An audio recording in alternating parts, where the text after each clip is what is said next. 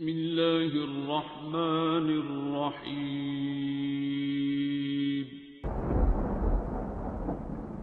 अस्सलामुअलैकुम मुअज़्ज़िज़ नाज़रीन, आप देख रहे हैं ओपीडिया यूट्यूब चैनल।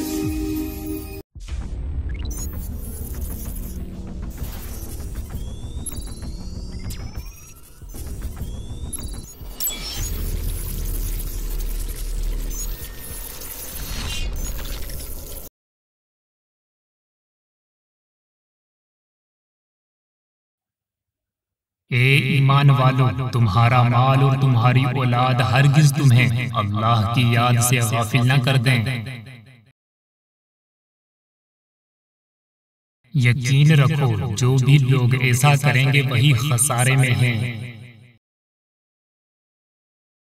और जो रिज़्क हमने तुम्हें दिया है उसमें से अल्लाह की राह में खर्च करो, इससे पहले कि तुम में से किसी की मौत आ जाए और वो पछताकर बोल उठे,